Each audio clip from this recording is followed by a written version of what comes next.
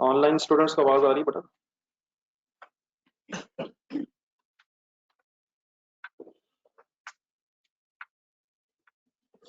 Sir जी बता दिया करें यार, कलीम के अलावा किसी को आवाज नहीं प्लीज आ रही। फैसल, कलीम, बाकी सब रिलैक्स।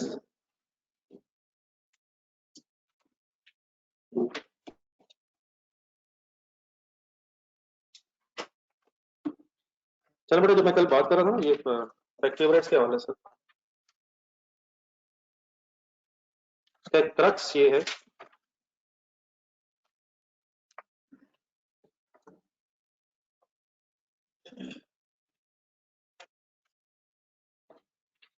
कि अगर ओवरहेड चार्ज करने के लिए कोई रेट दिया हो,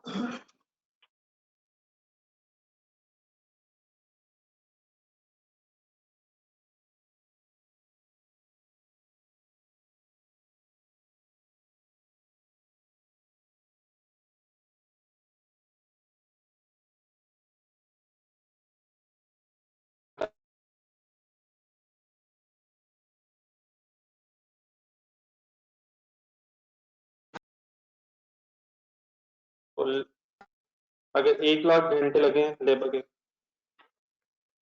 तो आप इंटू 100 करके 10 मिलियन अमाउंट निकाल रहे हैं। अभी 10 मिलियन अमाउंट क्या है? नहीं, ये एक्चुअल फैक्ट्री ओवरहेड्स हैं या रेट की बेस पे ओवरहेड्स हैं? अब रेट की बेस पे एक ओवरहेड्स है जो आप प्रोडक्शन में चार्ज करते हैं, क्या एंट्री करेंगे इसमें? सही, क्या एंट्री करेंगे सर? अब अगर रेट की बेस पे करेंगे ना, तो ये फिर चार्ज या अब्जॉर्ब ओवरहेड्स कर रहे हैं, ठीक है? तो इस तरह से इसकी एंट्री होगी, वर्क इन प्रोसेस है एंड तो एक मिनट में थोड़ा सा एक्सप्लेन कर दूं, फिर मैंने आपसे 2-3 सवाल पूछना है और इंशाल्लाह उन्हीं क्वेश्चंस में फिर सारा रिवाइज हो जाएगा। तो ये अब 10 मिलियन की जो अमाउंट है हमने प्रोडक्शन में चार्ज कर दी। इन अदर वर्ड्स, हमने अपनी मैन्युफैक्चरिंग कॉस्ट में, मटेरियल लेबर में एब्जॉर्ब कर दी। चार्ज, एब्जॉर्ब या अप्लाई कर दी, मतलब इंटरचेंजेबल वर्ड्स है। अब फैक्ट्री वर्ड्स के लेजर में डेबिट साइड पे फिर during the period actual record होते रहेंगे। और क्या ये पॉसिबिलिटी है कि एक्चुअल और एब्जॉर्ब में डिफरेंस आ जाए? एक रेयर चांस ये हो सकता है कि actual is equal to applied, जो आपने एस्टिमेटेड रेट की बेस पे ओवरहेड्स एब्जॉर्ब किए हैं वो एक्चुअल के बराबर हो जाए। देन तो फिर हमें कोई फर्दर एडजस्टमेंट नहीं करनी। हमें एडजस्टमेंट कब करनी पड़ेगी? जब क्या किससे डिफरेंट हो जाए? एक्चुअल अप्लाइड से डिफरेंट हो जाए। फिर वो ओवर अप्लाइड भी हो सकता है और अंडर अप्लाइड भी हो सकता है, उसकी फिर मैं अलग डिस्कशन बाद में कर लूंगा। आपसे रिक्वेस्ट ये है कि जो मैंने 2-3 बातें की हैं इनकी बेस पे जरा कल वाला क्वेश्चन निकालना है, क्वेश्चन नंबर 1।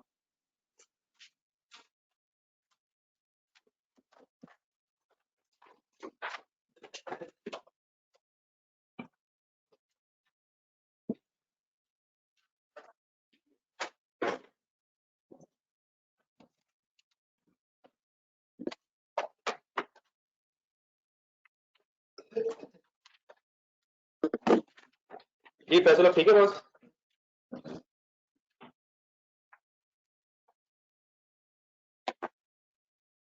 ये फैसला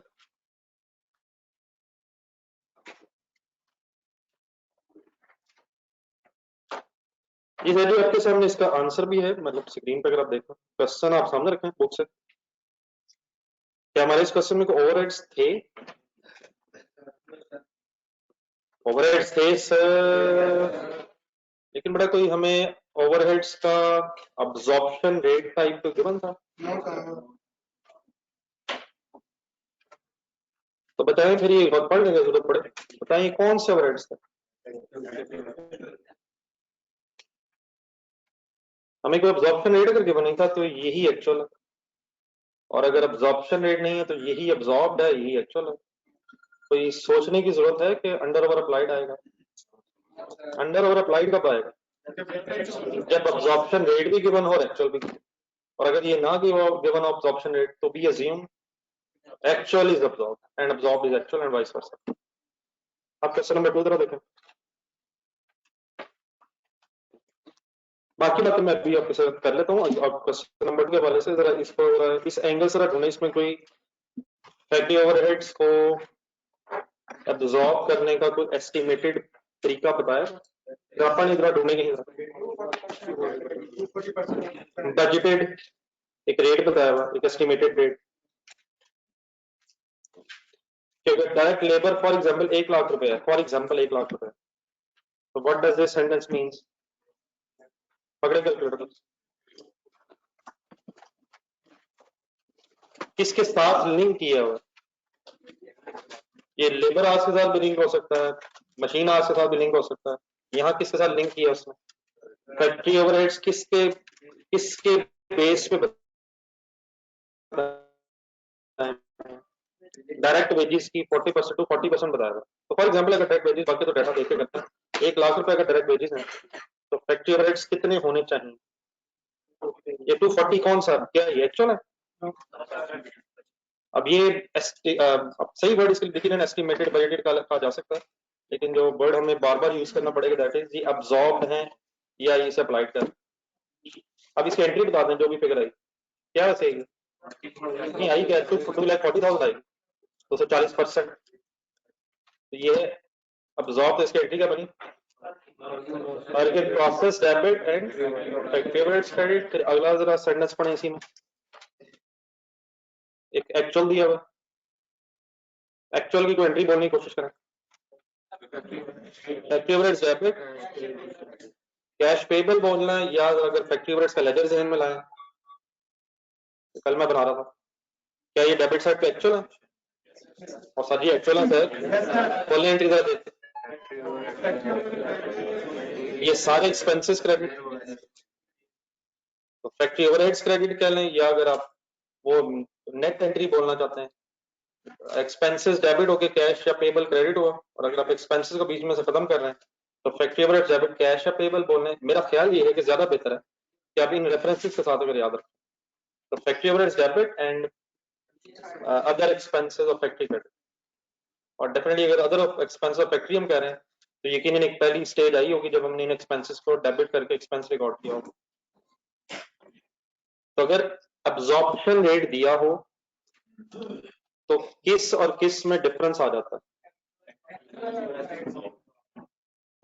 सही लफ्ज इस्तेमाल करें, किस और किस में फर्क आ जाता है? एक्चुअल और अब्जॉर्ब में। अब ये तीन वर्ड्स इंटरचेंजेबल हैं, चार्ट, अब्जॉर्ब या अप्लाइड, इनका मीनिंग सेम है।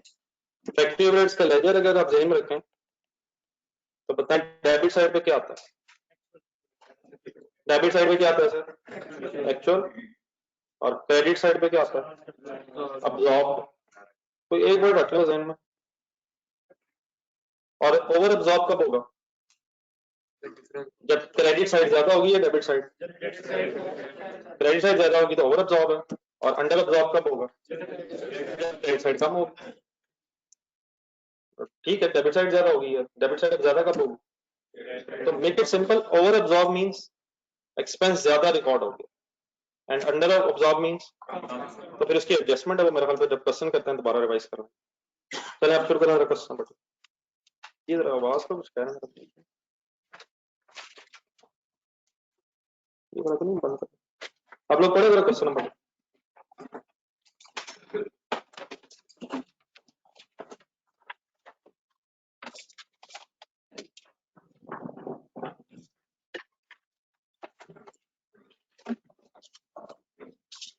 चेक कर लिए कोई नहीं, कुछ चेक कर आवाज ठीक है।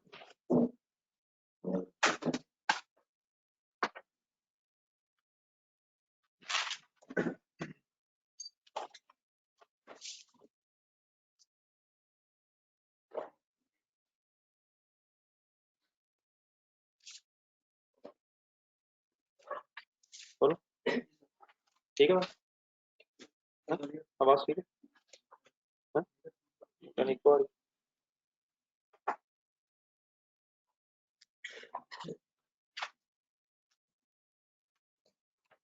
ये बड़ा आवाज ठीक है? ऑनलाइन स्टूडेंट्स से बात कर रहा हूँ,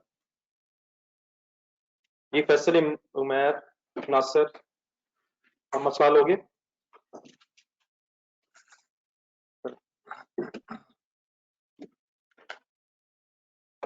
A chemical is manufactured by passing two processes X and Y using two types of direct material A and B में साथ पढ़ना.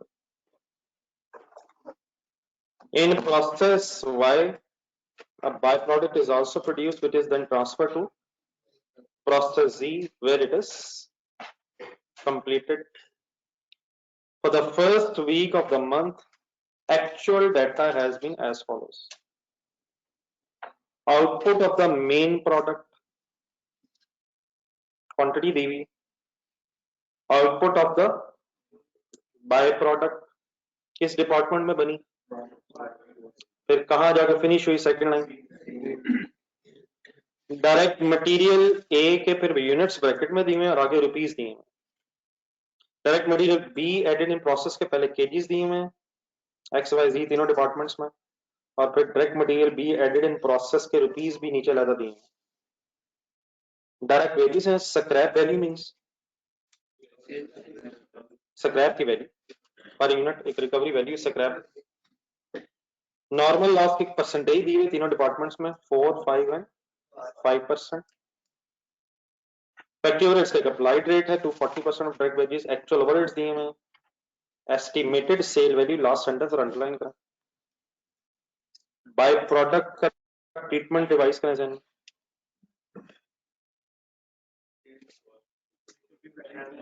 कॉस्ट एलोकेट होती है सर, लेकिन उसकी कोई रिकवरी वैल्यू अगर हो तो वो प्रोडक्शन कॉस्ट नेट होती है. तो estimated sale value by product time transfer to G was, किस डिपार्टमेंट में ये बाय प्रोडक्ट बनी, नहीं किसमें बनी, वाई में पहले बनी. अच्छा एक चीज ये भी क्लियर करें तो यहीं ऊपर जाकर रख, किस डिपार्टमेंट में बाय प्रोडक्ट बनी ढूंढने का. तो यकीनन इस बाय प्रोडक्ट की फर्दर प्रोसेसिंग हुई है किस डिपार्टमेंट में. तो क्या जी में भी ये बाय प्रोडक्ट है, नहीं मतलब देख के जाए, पढ़ के फैसला कर. किस डिपार्टमेंट की बाय प्रोडक्ट, वाई की. तो वाई की कॉस्ट आनी है इसे, वाई की कॉस्ट एलोकेट होनी चाहिए. तो वाई में तो रिकवरी वैल्यू दी हुई है, पढ़े जरा नीचे. वाई की रिकवरी वैल्यू दी है, वाई में बनते वक्त इसकी इतनी रिकवरी वैल्यू है जब इसे जी में भेजा. अच्छा क्या जी में यही प्रोडक्ट है, तो क्या जी में भी ये बाय प्रोडक्ट है या वहां जाके यही मेन प्रोडक्ट हो गई है, ये देख के बता. थोड़ा शायद नया काम आ रहा है. नॉर्मली हम क्या सोचते हैं कि बाय प्रोडक्ट बनी और हम उसे बेच देंगे, लेकिन बाय प्रोडक्ट शायद एज इट इज नहीं बिक रही. अगर वाई के फौरन बाद बेचे तो कितने की बिकती है, 22 की. लेकिन क्या उसे हम फर्दर प्रोसेस करके कहीं फिर बाद में कुछ कर रहे हैं. चलो बार इसको फिर लिख के करते हैं. बनाना क्या सर हमने, रिक्वायरमेंट पढ़ा, एक्स वाई जी के प्रोसेस अकाउंट्स हैं, फिर सारे लॉस अकाउंट्स हैं, और फिर फैक्ट्री ओवरहेड्स अकाउंट भी बीच में रिवाइज कर लेते हैं. शुरू करें.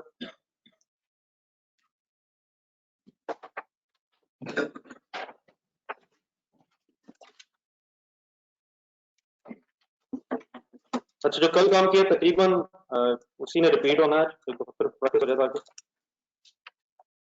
शुरू करें.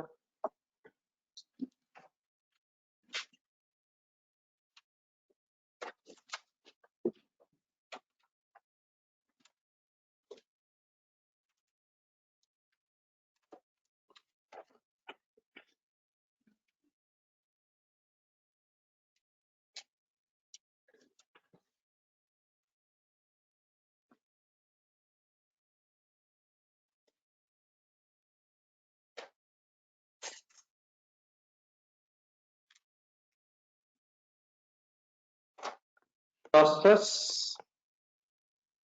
एक्स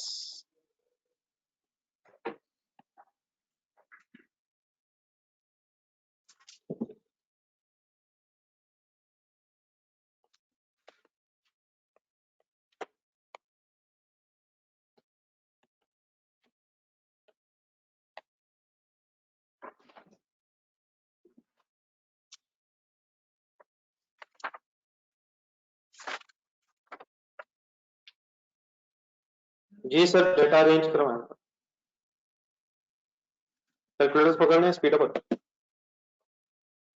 एनी ब्रॉट डाउन,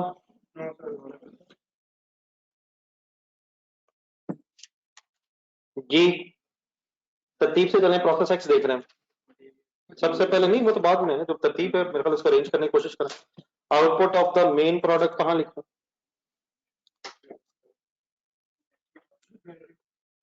और सारे output of the main product कहाँ लिखूं यार? डेबिट साइड पे फर्स्ट पैराग्राफ देख के बताएं, इसका रेफरेंस क्या लिखूं? 9400 यूनिट्स फिनिश गुड्स हो गई। प्रोसेस वाई एंट्री बोले, process Y debit and process X credit. आगे बढ़े।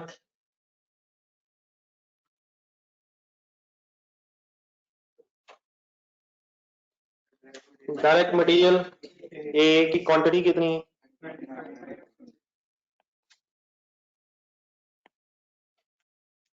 उसकी अमाउंट कितनी?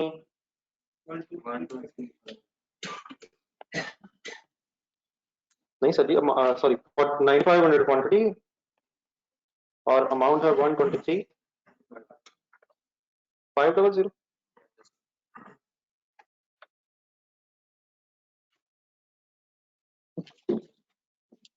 कोई और मटेरियल भी ऐड हो रहा है? डायरेक्ट मटेरियल बी क्वांटिटी क्या है? देखिए डाटा पड़ेगा 500 और इसके रुपीज 19,500। क्वांटिटी और रुपीज अलग अलग दिए।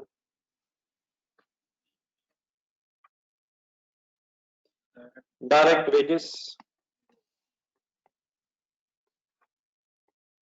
की अमाउंट कितनी? 15,000।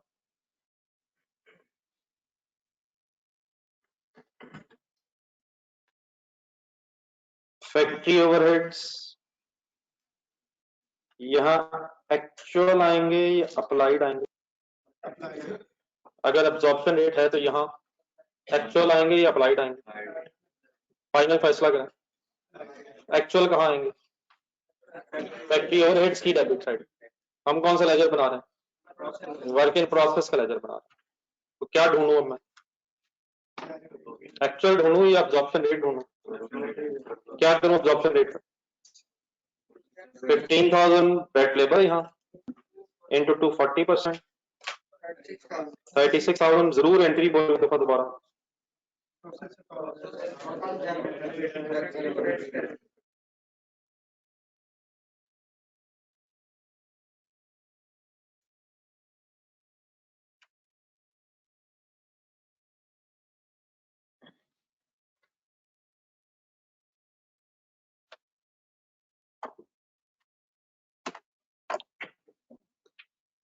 जी ठीक है सर, आगे बढ़ते जाएं। स्क्रैप वैल्यू पर यूनिट से पहले अभी काम करना जरा। नॉर्मल लॉस की परसेंटेज क्या है? और सर जी कितने परसेंट है यार? अच्छा 4% ऑफ व्हाट? नहीं आप बताया नहीं, वो नीचे नोट एक पढ़े, रिक्वायरमेंट के नीचे एक नोट पढ़े। अब इनपुट का 4%, आउटपुट का 4%। तो अगर ना बताया तो simply what is input? 9500 is input या 500 is input? 10,000 units input, normal loss percentage 4%। 400 units of normal loss मैंने एक्चुअल लिखा है या एस्टिमेटेड लिखा है? ठीक है, तो नॉर्मल लॉस पहले एक्सपेक्टेड फिगर आती है। कोई सीडी बीडीज की इंफॉर्मेशन नहीं है। अब यहां तक रुक के पहला काम कि आप यूनिट्स को बैलेंस करें। अब ये प्लीज रिपीट होनी है कल वाली बातें।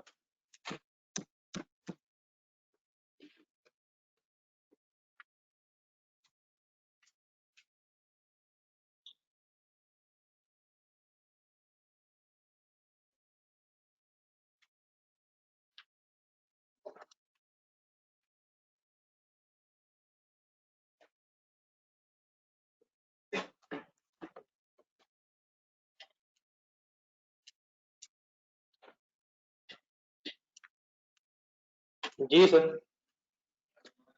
10,000 और should be 10,000 on credit side as well. है तो मसला? कितना डिफरेंस आ रहा है sir? But is 200। abnormal loss, what is actual loss total? 600. Final करें जहन में बातें, क्योंकि उसका ब्रेकअप है नॉर्मल एंड abnormal में, बैलेंसिंग पे करेगा। नेक्स्ट स्टेप बताएं क्या होगा? नहीं सर अभी नहीं, तो सोचो हर यूनिट से पहले एक डिसीजन पहले लेना। नॉर्मल लॉस की कोई रिकवरी वैल्यू की तरफ आए। What is per unit recovery value of scrap? तो 400 into 5, 2000 जेल में रख के डबल एंट्री बोलें। नहीं सर वो फिर बाद में आप लेजर देखें ना, normal loss debit and process account credit, फिर कैश वाली एंट्री नॉर्मल लॉस के लेजर में करें। ठीक है बोलें प्लीज एक बार। Normal loss debit process account credit by 2000 rupees. आप बताएं क्या करें?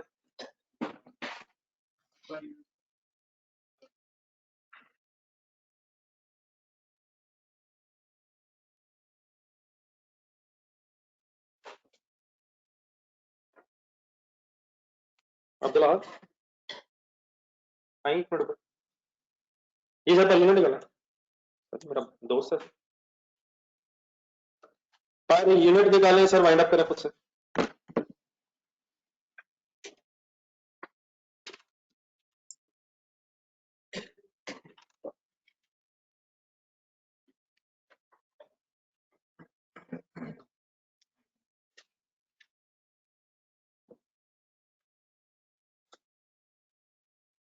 बेटा आप लोगों से रिक्वेस्ट है कंडी, जरा ये ऑनलाइन जो स्टूडेंट्स हैं अपना प्लीज अगर आईडी साथ मेंशन कर लें।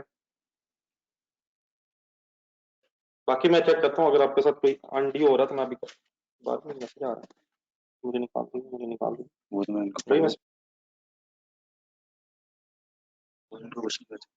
ग्रुप में भी यही मैसेज नहीं, जरा थोड़ा सा गाइड करना कि कहाँ मेंशन करना है। वो कहता है क्लीन करा, मैंने मेंशन नहीं किया, मुझे रिमूव कर दिया। ये तेरे पास आ रही चैट? आ रही है मेरे पास, आ रही है, ये आ रही है मेरे पास आ रही, तो जरा चेक कर लो। 700 रिस्पॉन्स है, कोई भी डिसीजन लेने से पहले रिस्पॉन्स देता कि मुझे भी पता चले क्या हो रहा है। ये रहे फारूक साहब, एक मिनट सॉरी, अगर कोई आपके साथ ऑर्गेनाइजर गलत कर रहा है तो मैं देखता हूँ। ये पर यूनिट निकाले से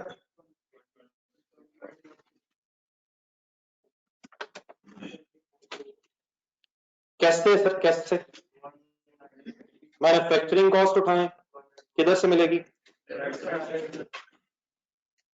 ठीक है आप सॉल्व करते रहे, मैं आपको चंद एक बातें रिवाइज करा दूंगा।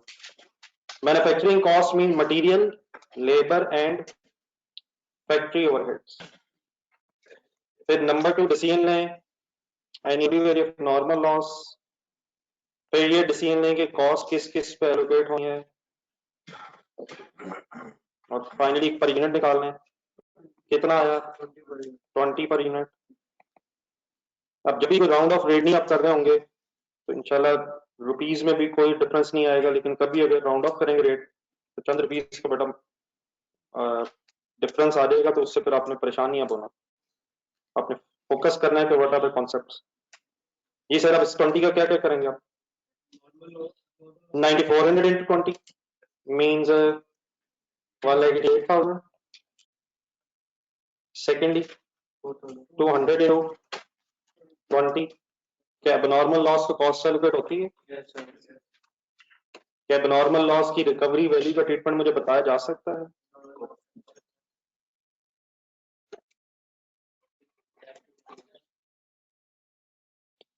$188 and 4,000 टोटल हो गया 194।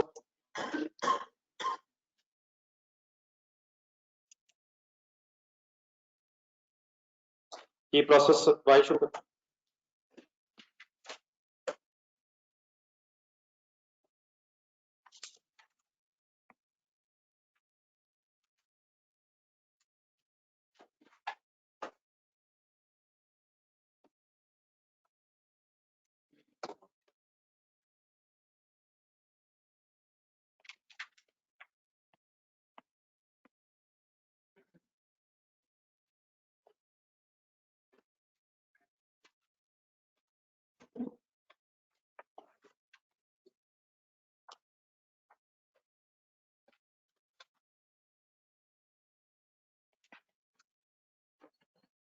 अब जिस तरह कल भी एक बात हुई थी, अगर ये सक्सेसिव प्रोसेसेस हो, एक मिनट रुक कर रिवाइज करना जरा मिलता, पहले एक्स है फिर वाई है फिर जी, अगर ये सक्सेसिव प्रोसेसेस हो एक के बाद एक आ रहा है, तो क्या प्रीवियस डिपार्टमेंट की आउटपुट फिर नेक्स्ट डिपार्टमेंट में इनपुट बननी है? ये फिर एक अंडरस्टूड बात है, हमने याद रखना मींस बिफोर एनीथिंग ये डबल एंट्री अगर सही बनाया 188 की प्रोसेस वाई डेबिट हो एज एन इनपुट, ठीक है? तो बिफोर एनीथिंग स्टार्टिंग पॉइंट भी क्या बन जाएगा कि पिछले डिपार्टमेंट से क्या आ रहा है, तो यहाँ रेफरेंस क्या होगा? प्रोसेस एक्स, कितने यूनिट्स आए प्रोसेस एक्स से? 9400, और कितनी कॉस्ट उन पे ऑलरेडी आ चुकी थी? 188,000।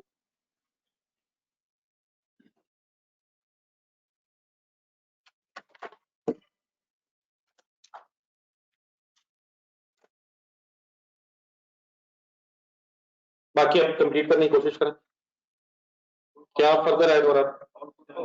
आउटपुट चले, अच्छा आउटपुट का भी डिसीजन है नहीं, अब प्रोसेस ही नहीं बेटा हमारा, अब दो चीजें हैं शायद।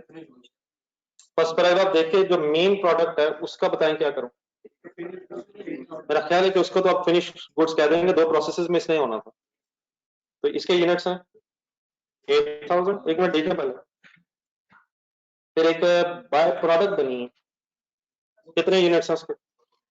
1400, इसके साथ रेफरेंस आएगा प्रोसेस जी, इसने प्रोसेस जी में जाना है, तो इस पर जो होना है तो देखते हैं बाद में। देन उसके बाद मटेरियल ए तो फर्दर नहीं लगना, बी ने ऐड होना दोबारा, तो material B quantity 300,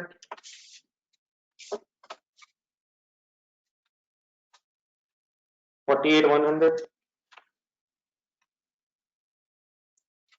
direct wages,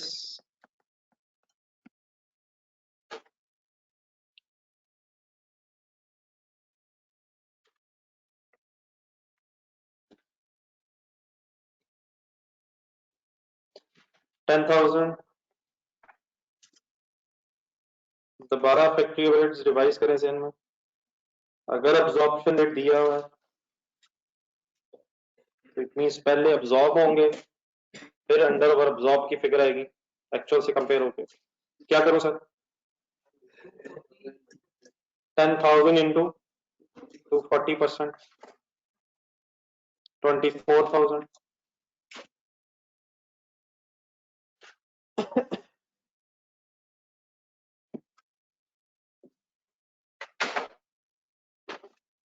clear है प्लीज बात? देन नेक्स्ट स्टेप, यहाँ तक इकट्ठे हो गए, जरा बता दो मुझे अब क्या करूं? नॉर्मल लॉस की परसेंटेज ढूंढना, 5% ऑफ व्हाट? अगर ना पता बोल देगा, अगर नहीं पता परसेंटेज किसकी बेस पे है, तो बाय डिफॉल्ट इनपुट कितनी है बताएं? 9400 है, 300 है, 9700 इंटू 5%, 485, गेम ऑन होने लगी है परसेंटेज की जगह। नेक्स्ट स्टेप, सीडी लिख लो, अभी इन्वॉल्व नहीं है, यूनिट्स के कॉलम्स बैलेंस करें,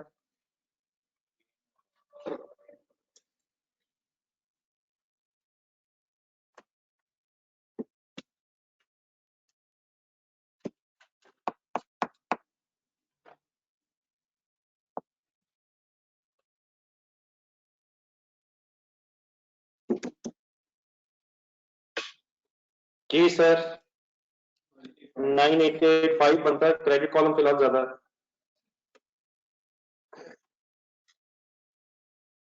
क्रेडिट कॉलम के यूनिट्स ज्यादा हो गए, कितने ज्यादा हो गए? 185 को क्या कहें?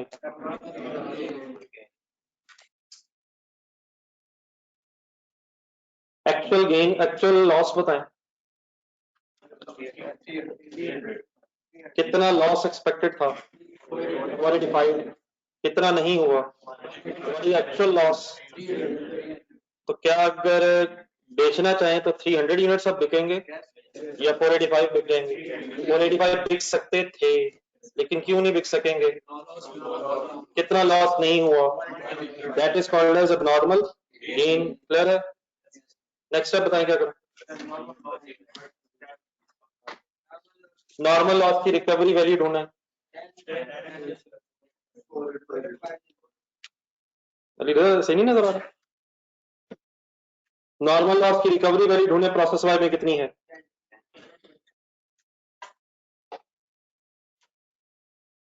कैसे करूं? 485 इंटू 10, ये मतलब छोटी छोटी लिख लीजिएगा, बाद में जब रिवाइज करें तो पता चल जाए कैसे फिगर्स आएंगे। 4850 एंट्री हो गई, normal loss debit, process account credit. Next बताएं क्या करूं? नहीं, एक काम और अभी, हिम्मत करें हिम्मत करें आप। एक बाय प्रोडक्ट बनी हुई है, क्या बाय प्रोडक्ट को भी कॉस्ट एलोकेट करनी है?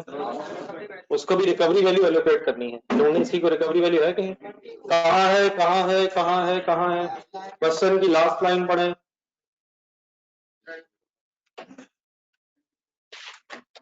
सही है प्लीज। तो 1400 को क्या करूं? मल्टीप्लाइड बाय 22, कॉस्ट एलोकेट कर रहा हूं, ये रिकवरी वैल्यू दे रहा हूं, तो आंसर आया T0800। बिल्कुल उसी तरह बेटा जिसमें नॉर्मल लॉस की रिकवरी वैल्यू है, वही इसका भी हो गया काम। नेक्स्ट बताएं। अब अमाउंट कहाँ कहाँ रहेगी जो आनी है? फिनिश गुड्स के सामने आनी है और अब नॉर्मल गेन के सामने आनी है। तो पर यूनिट से निकालें। मैन्युफैक्चरिंग कॉस्ट लें, रिकवरी वैल्यूज के डिसीजन लें, कौन कौन सी अमाउंट्स लो, स्टार्ट बता दो। 188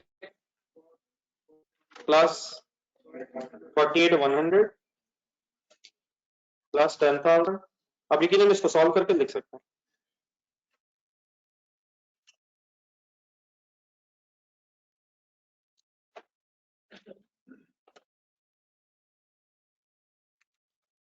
माइनस रुक के डिसाइड करें।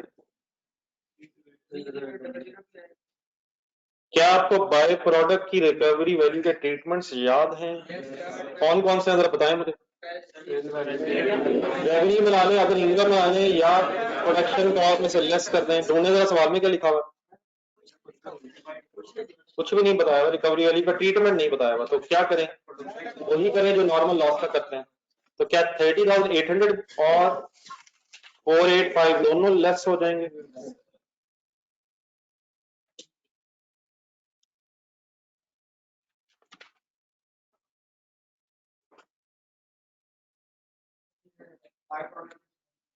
बताइए क्या। तो प्रोसेस जब जी में ट्रांसफर हो रही है तो उस वक्त इसकी रिकवरी वैल्यू 22 है, वही मैंने लिखी।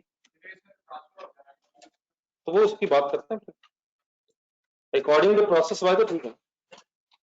नहीं, प्रोसेस वाई में जब ये बनी है और आप इसने प्रोसेस जी में जब जाना है, तो ये जब यहां से बन के वहां जा रही है, तो इस वक्त इसकी रिकवरी वैल्यू 22 है। तो बाय प्रोडक्ट को कॉस्ट तो मैंने एलोकेट नहीं की, लेकिन इस वक्त इसकी वैल्यू 22 पर यूनिट तो है ना, तो वो मैंने एंट्री कर दी।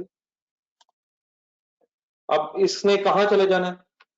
प्रोसेस जी में इसने डेबिट होना, फिर इसको फिनिश करने में कोई खर्चा होना, उसको फिर हम डिस्कस करते हैं कि क्या उसका होना चाहिए।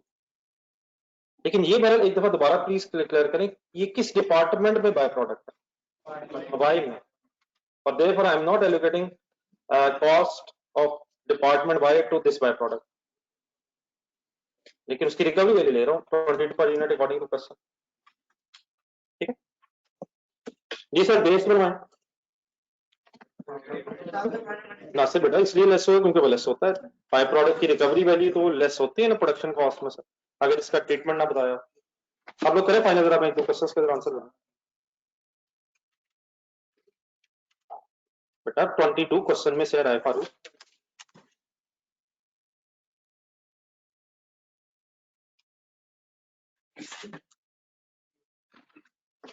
ठीक है उसमें राय Farooq 22 is given in the question in the last line. Estimated sale value of the byproduct at transfer C. ठीक है मिस्टर राय फारूक, मिल गया या अभी है मसला?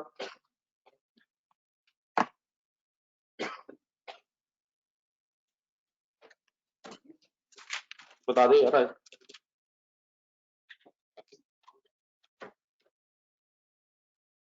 ये मेडिएट बेस बनवा दो, फाइनल करने चाहिए बेस्ट में। 8000 माइनस 185 30 पर यूनिट की बेस पे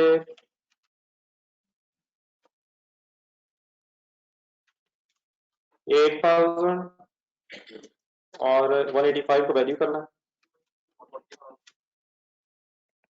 240,000 एंड 5550।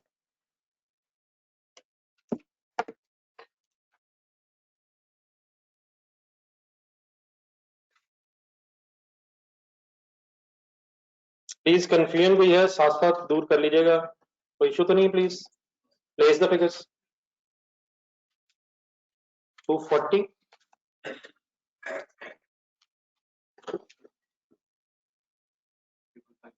5550 एंड फाइनली दोनों साइड्स का अगर आप टोटल करेंगे तो 275 650।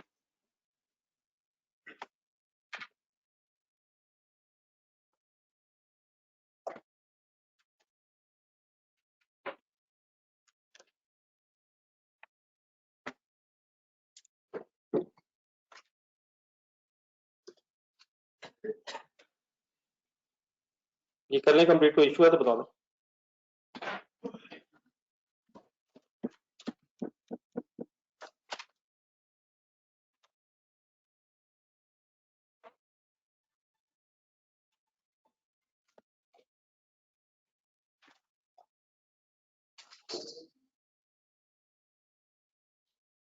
मैंने कर लिया प्रोसेस। जी स्टार्ट करें तो क्वेश्चन है तो बेटा बता दें। ऑनलाइन स्टूडेंट्स ओके बेटा, यहाँ तक कंप्लीट है सबका?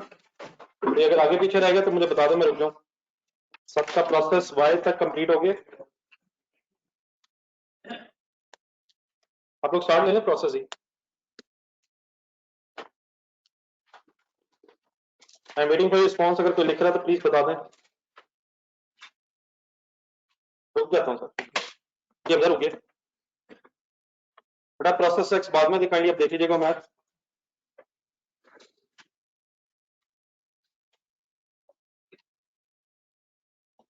आप खुद से जरा ट्राई करें अगर प्रोसेस ही।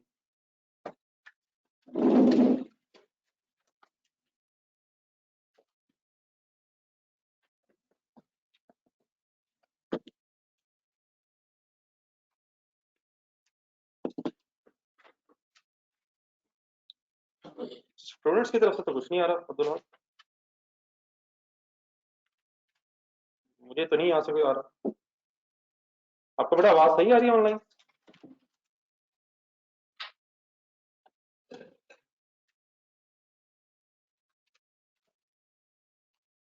ठीक है, ठीक है, okay.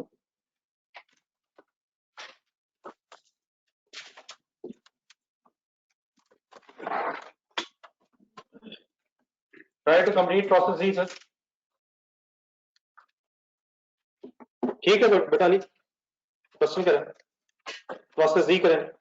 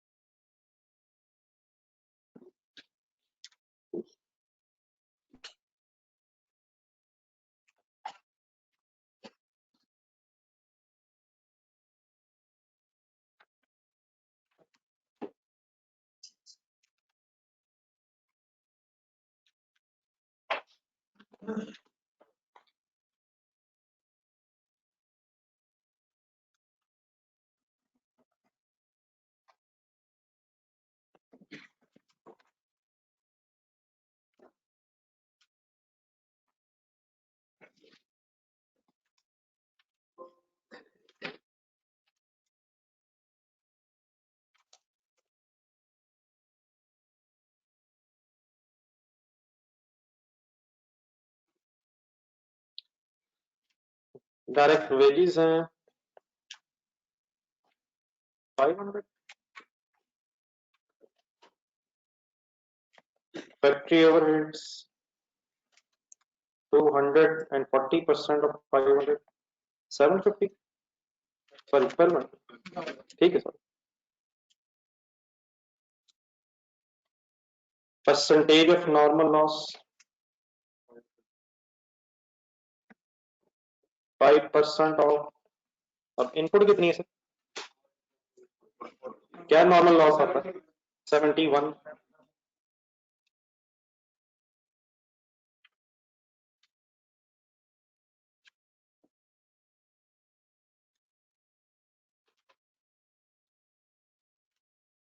Next step sir 71 into recovery value 6, 4 to 6,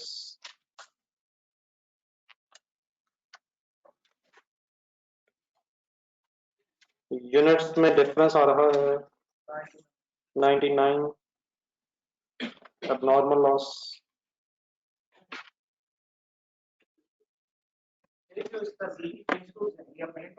नहीं, अब ये जो बाय प्रोडक्ट, ये बाय प्रोडक्ट थी अब है, अब नहीं, लेकिन यहाँ पे आउटपुट ऑफ बाय प्रोडक्ट नहीं, मतलब मींस टू से, मतलब जो बाय प्रोडक्ट उसकी फिनिश फॉर्म बनी है ना, बाय प्रोडक्ट में से मेन आउटपुट है। अब ये डिसीजन मेरे ख्याल में खुद देना चाहिए, ये किस डिपार्टमेंट में बाय प्रोडक्ट है, तो ठीक है, लेकिन अब ये शायद यही की मेन प्रोडक्ट है, और अब मैं अगर इसे फिनिश गुड्स लिख रहा हूँ तो ये बाय प्रोडक्ट की फाइनल फॉर्म बनाते बनाते शायद एक तो हमारी मेन आउटपुट थी, सेकेंडली हमने बाय प्रोडक्ट को एज इट इज उस वक्त नहीं बेचा जब वो बनी, हम शायद उसको फर्दर को रिफाइन करके बेचना चाहते हैं, तो जिस वक्त वो बाय प्रोडक्ट बनी उस वक्त उसकी वैल्यू थी, लेकिन इसको अगर फिनिश करने में हमारा फर्दर खर्चा हुआ तो हमें फिर टोटल कॉस्ट निकालनी चाहिए। तो ये मैं अगर फिनिश गुड्स लिख रहा हूँ तो finish goods of by product, ये मेरे ख्याल थोड़ा सा मेंशन कर ही देते हैं, प्रोडक्ट की फिनिश फॉर्म है, finish form of by product है, लेकिन यहाँ पे इसलिए भी शायद हम फिनिश फॉर्म लिख रहे हैं क्योंकि इसमें फर्दर प्रोसेस नहीं होना, ठीक है। एक मिनट जी,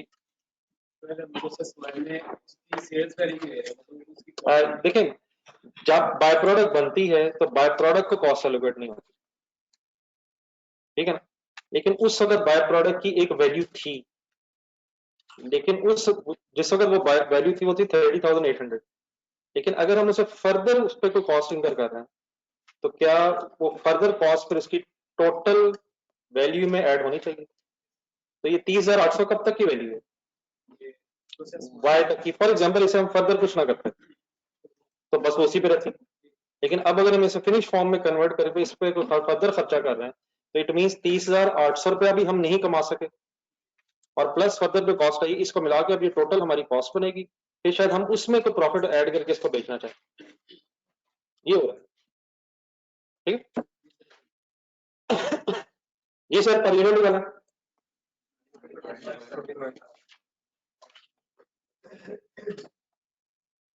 25 बनेगा वैसे करना, 30,800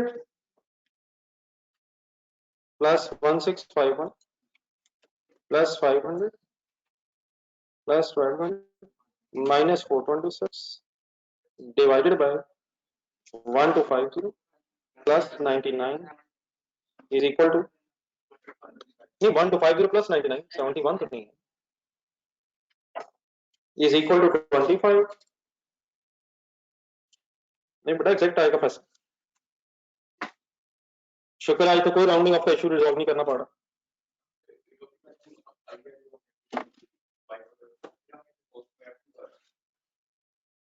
सर जी रिकवरी वैल्यू का मतलब ये है कि 80,800 रुपए की 1400 यूनिट्स ऑफ बाय प्रोडक्ट थे, या तो सही है मेरा सेंटेंस, रिकवरी वाली यही मतलब है, लेकिन हम इसको एज इट इज नहीं बेच रहे, हम इसे प्रोसेस जी में लाके तो फर्दर शायद एक्सपेंस करके फिर इसे कोई फाइनल फॉर्म में बेचना चाहते हैं। पहले ये बात ठीक है मेरी? तो 30,800 की ये थी, लेकिन अगर इसमें कोई फर्दर कॉस्ट इंकर हो रही है तो उसको फिर कंसिडर करके देखना चाहिए कि अब टोटल ये बाय प्रोडक्ट कितने की होगी, यानी नहीं, अब ये बाय प्रोडक्ट इस डिपार्टमेंट में नहीं है, क्या इस डिपार्टमेंट की ये मेन प्रोडक्ट है? इसमें जो खर्चा हो रहा है क्या वो सारी इसी का है? इस डिपार्टमेंट में बाय प्रोडक्ट थी, ये बाय प्रोडक्ट थी, उसकी कॉस्ट एलोकेट नहीं हुई, बाय तक कोई कॉस्ट एलोकेट नहीं हुई, देखें आप। लेकिन अब ये जो फर्दर इसे प्रोसेस किया जा रहा है तो ये क्या इसी का खर्चा है? अब ये मेरे ख्याल में वर्ड ये होना चाहिए बाय प्रोडक्ट है या थी, ये थी अब नहीं है, अब यही मेन प्रोडक्ट है इस डिपार्टमेंट, मेरा ख्याल ये, मतलब इस डिपार्टमेंट में किया क्या हमने, इसी को प्रोसेस किया, क्या यही इस डिपार्टमेंट की मेन प्रोडक्ट है? ये बाय प्रोडक्ट यकीनन थी, लेकिन डिपार्टमेंट वाई में, देयरफॉर डिपार्टमेंट वाई की कॉस्ट से एलोकेट नहीं है, लेकिन अगर हम इसे फर्दर प्रोसेस कर रहे हैं तो बाकी कॉस्ट फिर अभी से ये फर्दर अब जो लग रहा है 1651 500 एंड 1200 ये अब किसका है? नहीं मतलब इसी का है या ये कॉस्ट भी अब किसी को एलोकेट नहीं होना? फॉर एग्जाम्पल लेट्स अज्यूम इस डिपार्टमेंट में कोई और बाय प्रोडक्ट बन जाती, इस डिपार्टमेंट में इस को उठा के जब हम लेके आए तो फर्दर कोई और बाय प्रोडक्ट बन जाती, तो उसको रिकवरी वैल्यू एलोकेट करते, उसको कॉस्ट एलोकेट ना करते। तो I think the proper sentence should be by product थी, therefore cost is not allocated, लेकिन अब ये मेन प्रोडक्ट है किस डिपार्टमेंट के एंगल से? आई थिंक जी के एंगल से। क्लियर है मेरी बात अब ये नहीं? जी सर,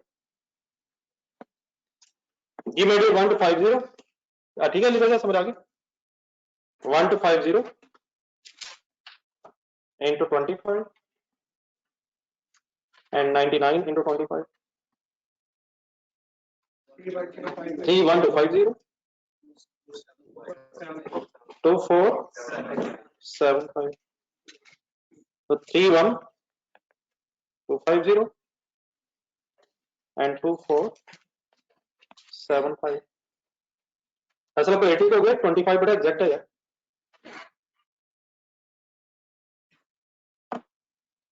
ये टोटल्स कर लें, टोटल हो गया 1240 1420 सॉरी, और टोटल अमाउंट का टोटल बना 3415।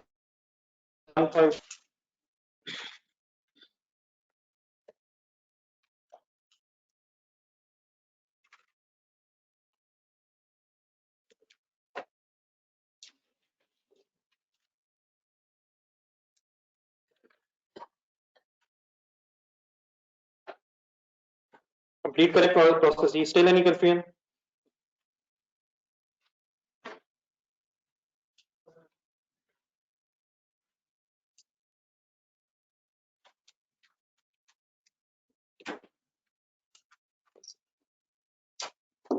कंप्लीटेड है सर, रिक्वायरमेंट 2 देखें, अभी तो एक ही है sir,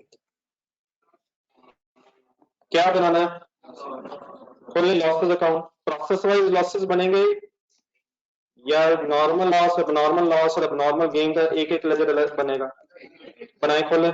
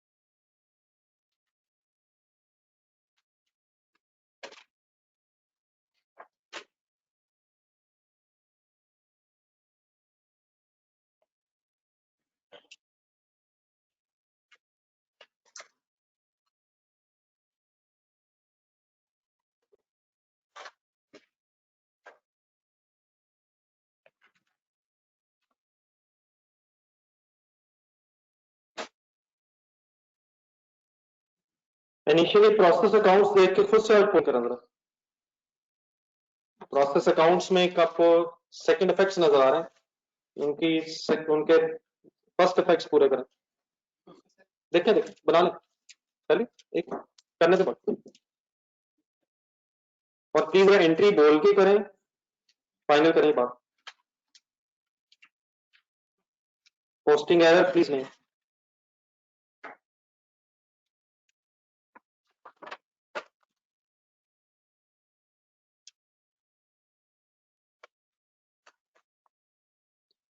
Process X 400 units, normal loss debit, process X credit, abnormal loss debit, process X credit 200 and 4,000. Process Y normal loss debit, process Y credit, process Y में abnormal gain है, process Y debit, abnormal gain credit,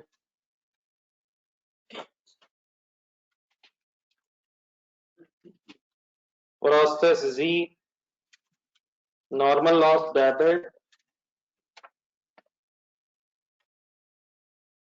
process Z credit 426, abnormal loss debit, process Z credit कर रहे हैं sir, मेरी figures match करें।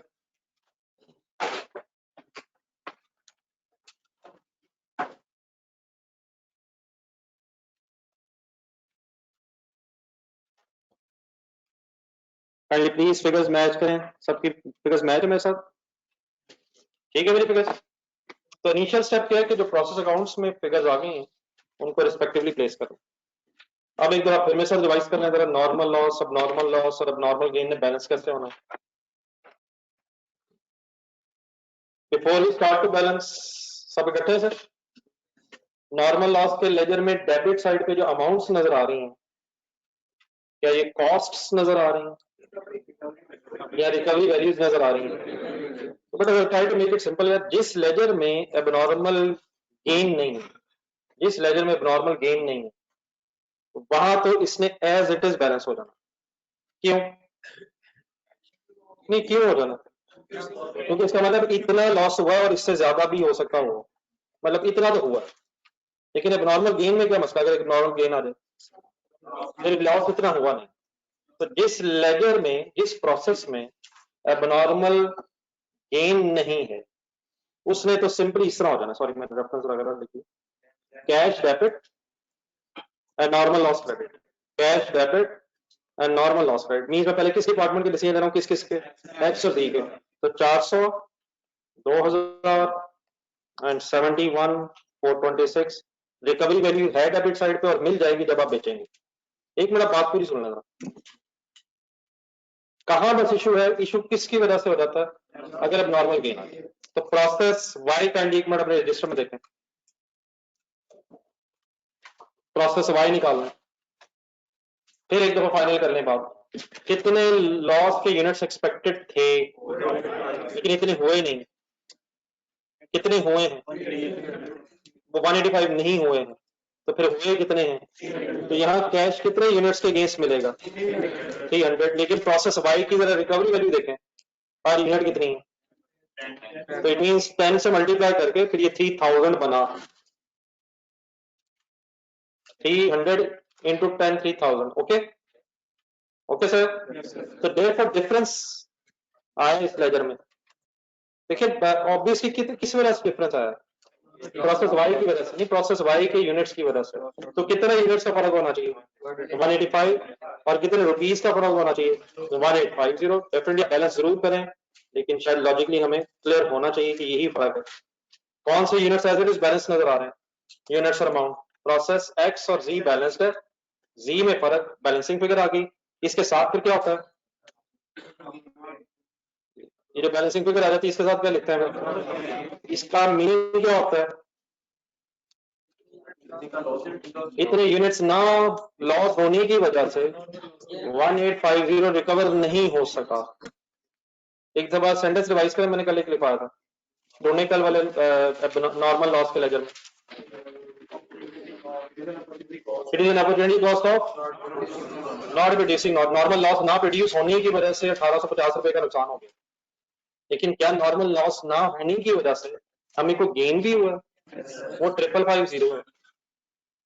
185 units loss ना होने की वजह से 5550 का गेन हुआ है।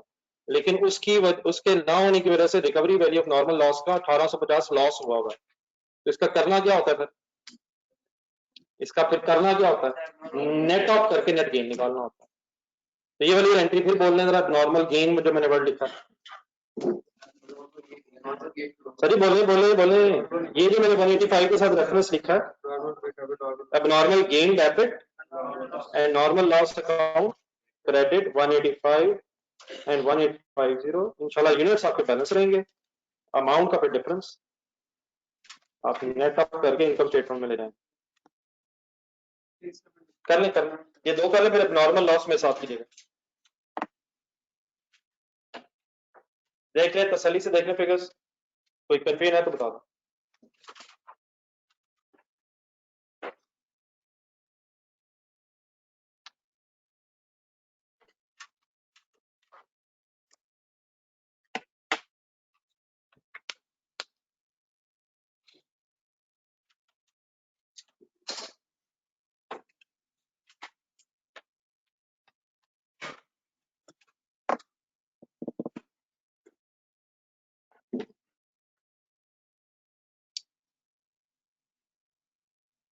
ओके सर, नॉर्मल लॉस जी नेट फिगर इसकी फिर बन जाएगी।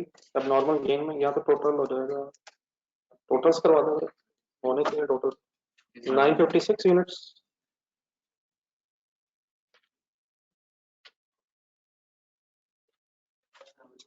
नाइन फिफ्टी सिक्स ही 7276 ये क्या करें सर टोटल? 185 एग्जामिनर ने लेजर मांगे में, तो लेजर्स को बैलेंस भी होना चाहिए। 5550 माइनस 185, तो नेट गेन रह गया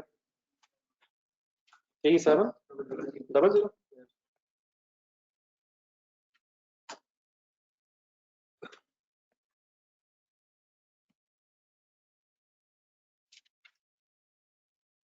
अब नॉर्मल लॉस फाइनल करें, एक ट्राई करें, क्या करेंगे आप? करें करें करें।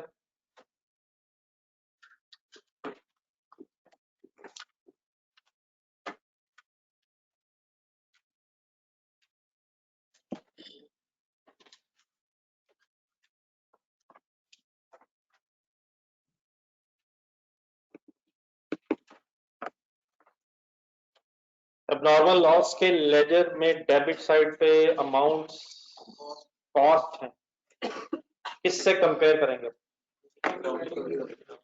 ढूंढे।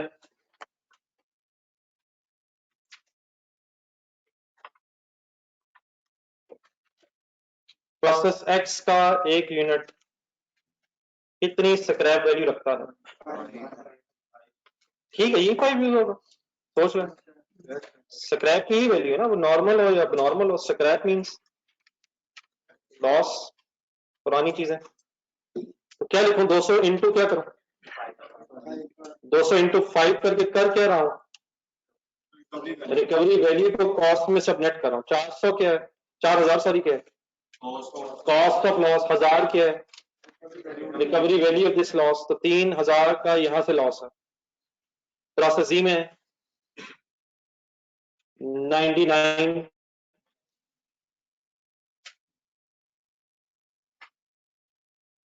एक यूनिट की रिकवरी वैल्यू इन प्रोसेस जी कितनी है? 6, 10 नहीं, वो प्रोसेस वाई है। प्रोसेस वाई में तो अब नॉर्मल लॉस हुआ ही नहीं है, या हुआ है? और सर जी हुआ ही नहीं हुआ सर, इस डिपार्टमेंट में नॉर्मल लॉस है ही नहीं। क्यों नहीं है? वहां तो यूनिट ज्यादा बन गए, वहां तो यूनिट्स ज्यादा बन गए। तो कहाँ कहाँ कम बने, कहाँ कहाँ कम बने हैं और लॉस ज्यादा हो गया? एक्स और जी में तो एक्स में बेटा शायद 6 है रिकवरी वैल्यू, सॉरी वाई जी में, जी में रिकवरी वैल्यू कितनी है? तो क्या करूं? 99 इंटू 6, 594, 2000 इंटू 10, 200 इंटू 10, वर्किंग लिखना कहीं, एंड 99 इंटू 6, और नेट गेन लॉस तक पहुंचो। सर जी इकट्ठा रेट दिया हुआ अरसलान स्क्रैप, अगर अलग अलग बताया तो यकीनन हम अलग अलग यूज करेंगे, ठीक है अरसलान? सिंपली ना नॉर्मल लॉस की रिकवरी वैल्यू लिखा ना नॉर्मल, सिंपली क्या लिखा हुआ? स्क्रैप की रिकवरी वैल्यू। तो क्या स्क्रैप में सारे लॉसेस आ सकते हैं? ऑफ कोर्स अगर अलग अलग बताया तो अलग अलग करेंगे। ये कितने बैलेंसिंग कर बनती है? 48881, तो टोटल हो गया 6475, 6475। कोई कंफ्यूजन रहेगी तो बता दें, वरना इस अमाउंट का नाम क्या है 4881 का? ये अब नेट लॉस ऑफ यूनिट से नॉर्मल लॉस जो नेट हुआ।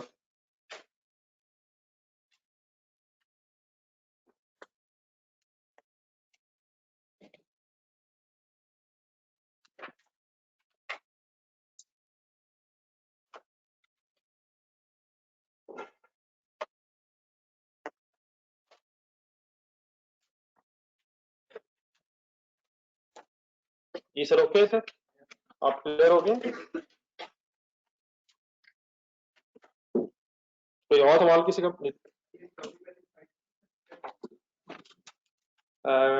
अच्छा 5 है सर, 200 इंटू 5 ही वो मैंने 1000 ही बनता, वही 5 ही था। ठीक है चले आगे फिर, सर जी हो गया, कोई लिखते नहीं रहा, पढ़े मैं क्वेश्चन नंबर 2 पढ़ने शुरू करें। सर इफेक्टिव रेट्स का लेजर रहता बनाएंगे, सी रिक्वायरमेंट रहेगी सर 5।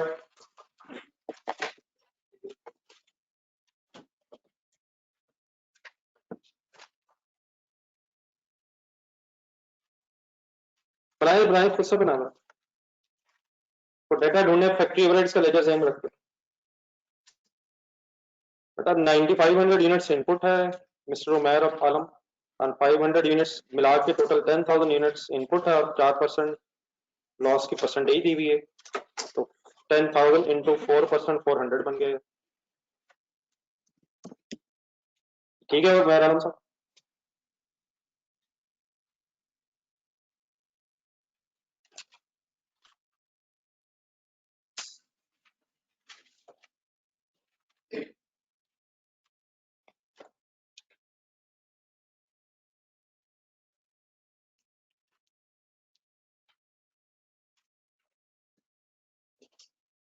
जी सर, फैक्ट्री एवरेज का लेजर है,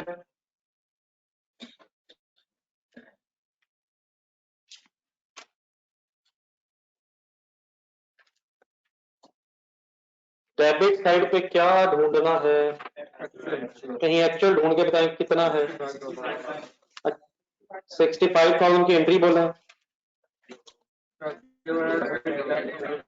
अभी क्यों 65,000 में एक से ज्यादा फैक्ट्री ओवरहेड्स बाय नेम होंगे, लेकिन उसका ब्रेकअप नहीं हमारे पास, लेकिन चंद एक वर्ड्स हमें पता है, मसलन कौन कौन सा, फिर बोलने ताकि फाइनल हो गई है बात। फैक्ट्री के एक्सपेंसेस हैं, ये एक्चुअल खर्चे हैं, यूटिलिटी बिल्स, रिपेयर्स, मेंटेनेंस वगैरह, तो फैक्ट्री एक्सपेंसेस क्रेडिट। अब आपने रेफरेंस क्या लिखना है वो शायद आपकी फाइनल चॉइस, आप रेंट लिख लें, इंश्योरेंस लिख लें, डेप्रिसिएशन, फैक्ट्री एक्सपेंसेस लिख रहा हूँ, लेकिन इधर इस वर्ड में क्या क्या छुपा हुआ है, जितने भी फैक्ट्री एक्सपेंसेस हैं। ठीक है। अब बताइए इसकी क्रेडिट साइड पे कुछ है अप्लाइड, किस किस लेजर में अप्लाइड हुआ हुआ? तो प्रोसेस एक्स वाई और जी, एक मिनट निकालेंगे, एक मिनट निकाल के प्लीज एंट्री बोल के फाइनल करेंगे। प्रोसेस एक्स में डेबिट कुछ नजर आ रहा है इफेक्टिव रेट्स के नाम से, क्या entry? Process X debit effective rate credit, process Y debit effective rates credit and process G debit effective rates credit. तो 3 लेजर में अप्लाई हुआ हुआ। ढूंढे applied figures. 36,000, 24,000 and 1200।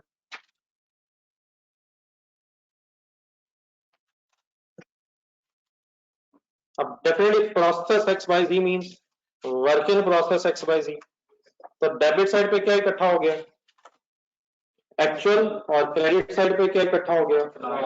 Last step, ledger balance करके डिसीजन लें अंडर अप्लाइड है या over applied है। करें करें बैलेंस करें, सिंपली बैलेंस करें। कौन सी साइड ज्यादा होगी ये चेक करें, कितनी ज्यादा होगी ये?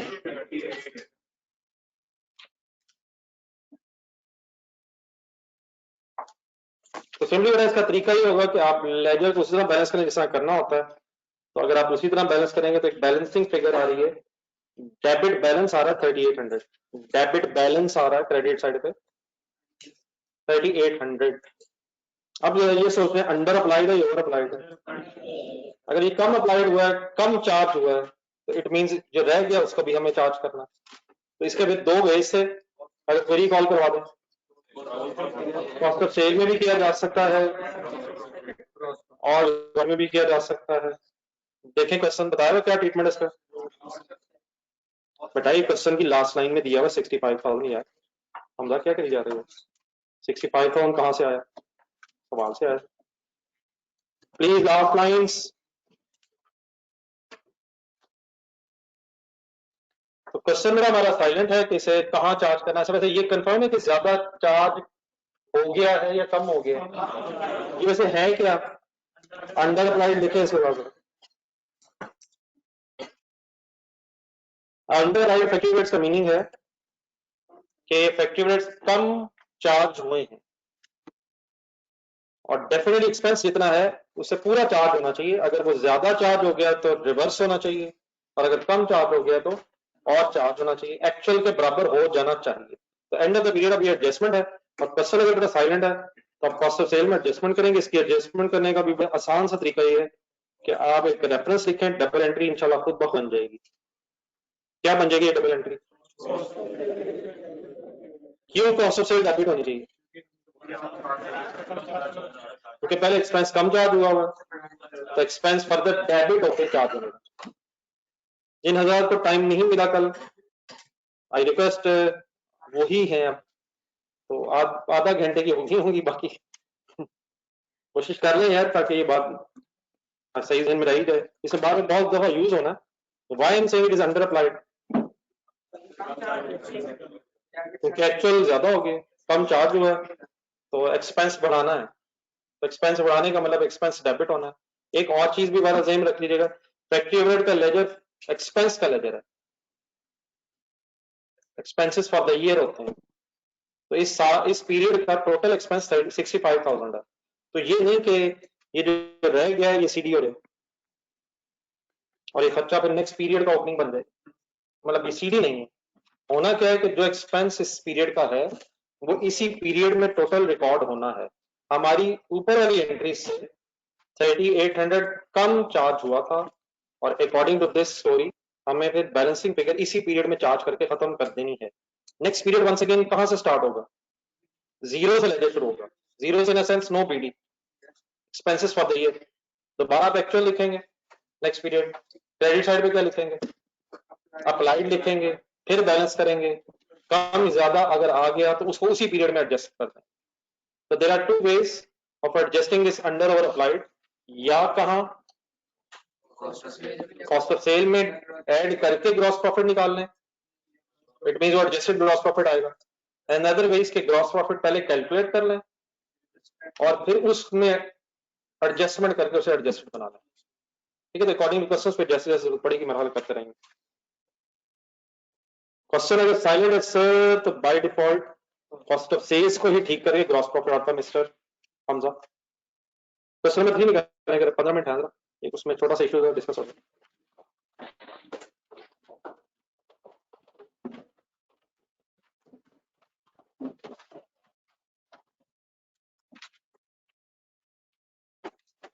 जी सर, इसकी 2 रिक्वायरमेंट्स हैं।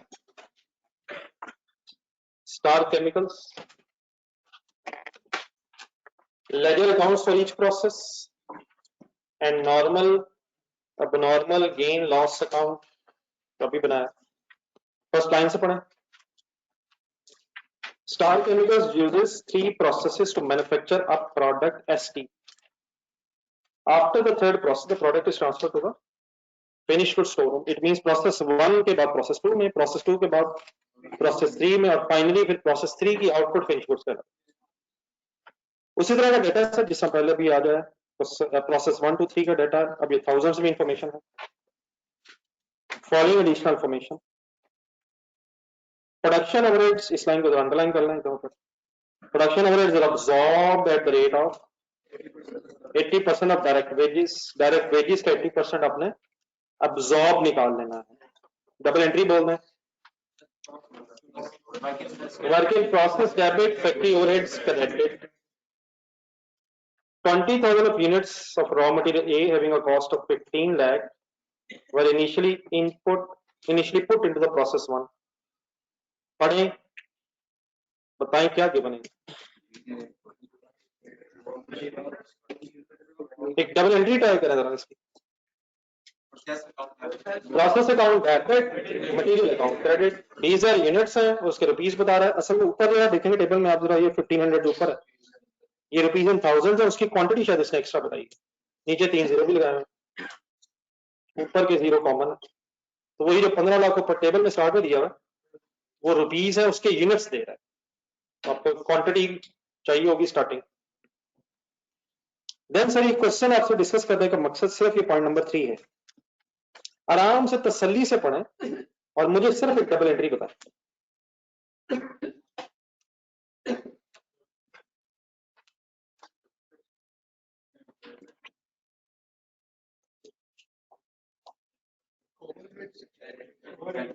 ना करें ऐसे, मेरा ख्याल बिल्कुल ऐसे ना करें। मेक इट सिंपल, बिल्कुल मेक इट सिंपल। बाद में कोई नया वर्ड लगाना होगा तो लगा देंगे। Exactly according to these words क्या हुआ है। इनडायरेक्ट वेजेस डायरेक्ट वेजेस में आते, तो कोई इस तरह नहीं, इस तरह की मैं नहीं सजेस्ट करता। मेरे ख्याल में entry should be indirect wages debit and direct wages credit. बाद में सोच लेते हैं फिर इसका इफेक्ट क्या होगा। इन्हीं वर्ड्स को देख के मेरा ख्याल है ये एंट्री सोच लें, और अगर इसमें कोई कंफ्यूजन है पहले ये बता दें, और अगर ये क्लियर है तो ये लिखें पहले। बाद में फिर मैं ये पूछ लूंगा कि इस हेड से इफेक्ट कहां कहां जाएगा, तो और आप सोच लें। मतलब एक डायरेक्ट एंट्री बनाने की बजाय एंट्री सिंप्लीफाइड सी वही रखें जो वर्ड्स में नजर आ रही है। क्या बढ़ के क्या कम हो गया हुआ,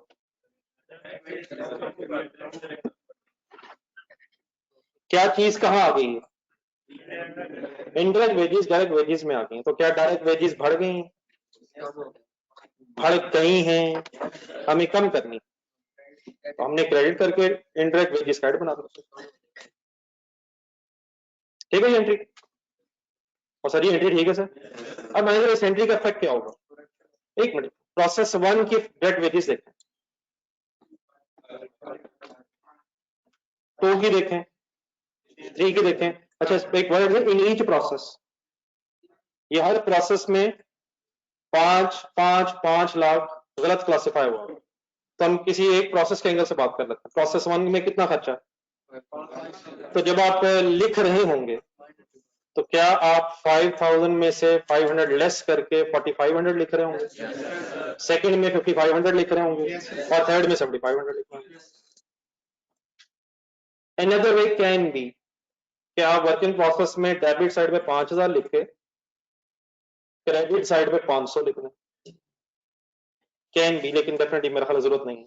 सिंपली पहले क्या करें, डायरेक्ट वेजेस का एक्सपेंस ठीक करें 4500, 5500 एंड 7500 और डायरेक्ट वेजेस में लिख दें, तो ये डेबिट इफेक्ट ठीक हो जाएगा।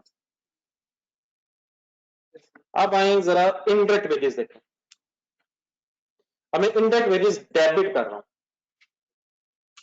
कौन सा लेजर अगर बनाना होता तो फिर ये इनडायरेक्ट वेजेस की अमाउंट आपको नजर आती। फैक्ट्री ओवरहेड्स का अगर लेजर रिक्वायर्ड होता तो डेबिट साइड पे आपको 3 दफा 500 नजर आता, लेकिन रिक्वायरमेंट देखें, आपसे फैक्ट्री ओवरहेड्स का लेजर मांगा नहीं हुआ, तो क्या अब आपको सिर्फ इसका एक ही इफेक्ट सॉल्व करते नजर आएगा? कौन सा भी आना था जो नजर नहीं आएगा? फैक्ट्री ओवरहेड्स वाला नजर नहीं आएगा क्योंकि क्वेश्चन में रिक्वायर्ड नहीं है। सिर्फ कौन सा नजर आएगा? डायरेक्ट वेजेस में 500 लेस करना। अब क्लियर है मेरी बात? तो क्या फाइनली मैं ये कह सकता हूं कि मेरी एंट्री कहती है कि फैक्ट्री ओवरहेड्स डेबिट होने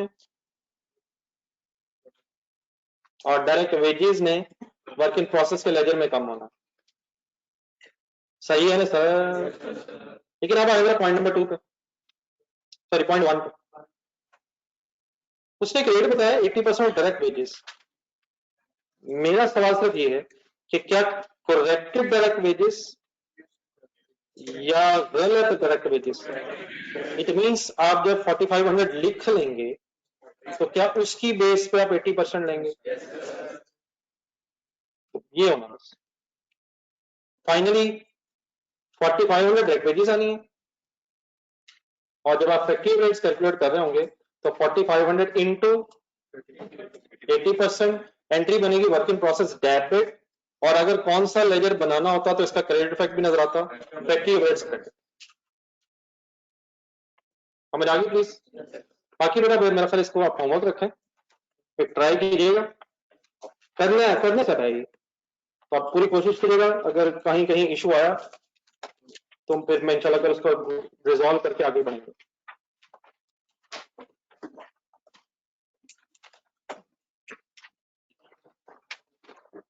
और बेटा हमजा जफर साहब, हमने ये कहाँ पढ़ा है फरमान में? खुदा का नाम ले, मैं खुद याद करता हूँ। हमने एक बच्चे ने सवाल किया, अगर हमजा साहब का सवाल का जवाब नहीं दीजिएगा। हमजा साहब ने कहा हमने R1 में पढ़ा था कि डायरेक्ट एक्सपेंसेस हो ही नहीं सकते मैन्युफैक्चरिंग बिजनेस में। यकीन हमजा साहब ठीक है, आप भी एग्री करते हैं हमजा साहब से?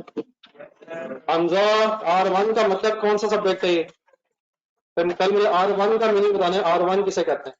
अल्लाह हाफिज़, क्वेश्चन टाइम करेंगे, मेहरबानी प्लीज करके ही है।